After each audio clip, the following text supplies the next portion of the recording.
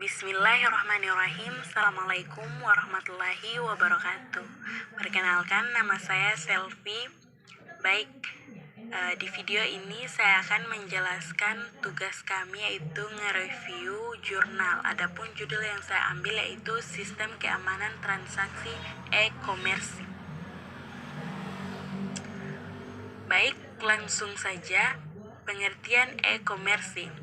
E-commerce adalah kegiatan transaksi barang atau jasa yang dilakukan secara jarak jauh atau online.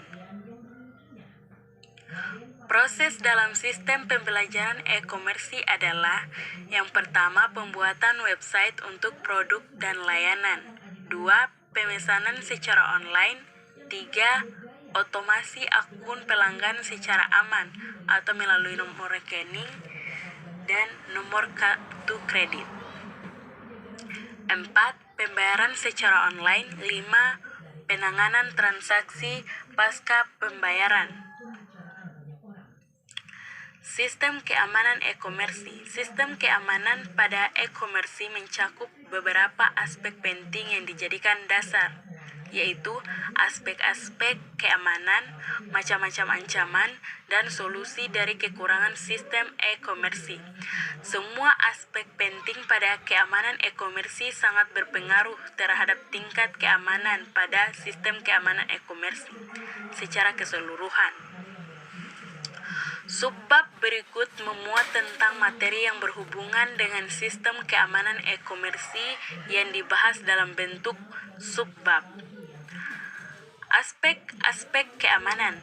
Proses kriptografi tidak hanya merahasiakan data transaksi, tetapi harus memenuhi aspek lainnya, yaitu authentication, yaitu pengirim pesan harus benar-benar berasal dari pengirim yang bersangkutan.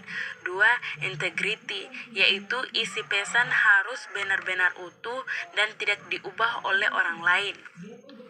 Ketiga, non-repudiation, yaitu pengirim pesan tidak dapat menyangkal bahwa pesan tersebut dikirim oleh yang bersangkutan. 4. Authority, yaitu pesan yang dikirim hanya dapat diubah oleh pihak yang berwenang. Macam-macam ancaman. Macam-macam ancaman yang terjadi dalam sistem e-commerce adalah: yang pertama, sistem penetration, yaitu seseorang yang tidak berhak dapat mengakses sistem komputer dan dapat melakukan segalanya. Yang kedua, authorization violation, yaitu penyalahgunaan wewenang yang dimiliki oleh seseorang yang berhak. 3. Planting, yaitu melakukan penyerangan secara terencana, misalnya memasukkan Trojan horse dan melakukan penyerangan dengan waktu yang telah ditentukan sebelumnya. Keempat, communication monitoring, yaitu melakukan monitoring semua informasi rahasia. Yang kelima, communication tampering, yaitu mengubah pesan di tengah jalan oleh penyerang di dalam proses transmisi data dan mengganti sistem server dengan sistem server yang palsu. 6. Denial of service atau DOS, yaitu menolak layanan terhadap klien yang berhak. 7.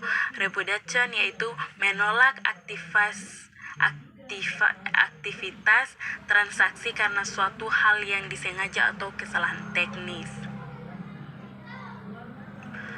Solusi dari kekurangan sistem e-commerce secara umum.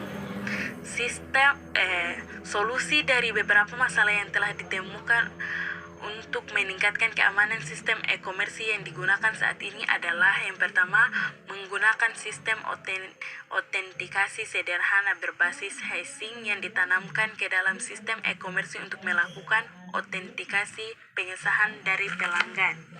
Yang kedua, menggunakan sistem enkripsi simetrik RC6 yang diperkuat dengan sistem enkripsi RSA dan sistem encoding dari bus 64. Yang Ketiga, menggunakan sistem enkripsi simetris RC6 hanya untuk mengamankan isi data transaksi, sedangkan untuk kunci enkripsi RC6-nya diamankan dengan menggunakan RSA, baik dari sisi server maupun dari sisi klien.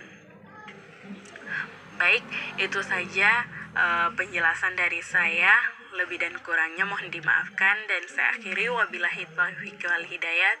Wassalamualaikum warahmatullahi wabarakatuh.